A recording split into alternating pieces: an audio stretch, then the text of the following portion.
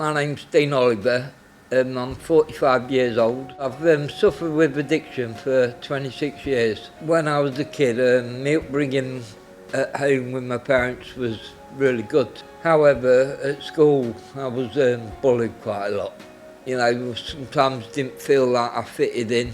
Yeah, they bullied me verbally, sometimes physically, definitely mentally. Name calling made me very insecure. I think that may have led to my addiction, which led me to drinking at quite an early age and taking party drugs like LSD and trips, and gradually progressed to amphetamine use, which I did for many years. In later life I became, I struggled with an addiction again with heroin, which led me to being homeless a lot, living in and out of hostels, and eventually I managed to get myself a flat on the Birchwood estate where I was trying to change my life, and I found a community centre church on the Birchwood where I met Darren and his wife Laura. I used to go there quite regularly to church and that, but things were getting tough in my life. I was still taking drugs and struggling, but through meeting Darren and Laura, it just gave me hope, a safe place to be. I used to enjoy going to the church, but I wasn't following properly.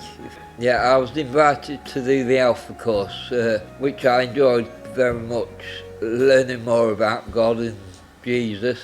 I used to go every week. Food with Darren, that was always good. However, during the Alpha course, I started getting troubles in my life.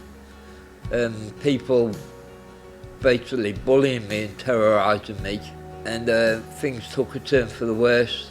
I eventually got beat up in my own place where I lived and stabbed. The police were involved, but I didn't want to go back to my flat. I fled and I ended up homeless basically in Lincoln, and then fleeing to Newark.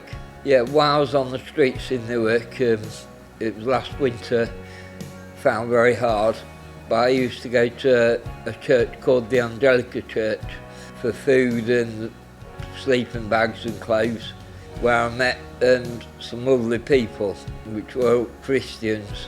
Always made the time to help me and stood by me, even when I was quite tough to help. I hit rock bottom. I was at my lowest, didn't know how I could carry on. While on the streets in Newark, when I was finding things hard, I met a lady who helped me get myself into a Christian rehab, which I'm currently in, and it's helping me change my life. I went to Christian rehab on the 20th of August this year. I'm now in phase 2.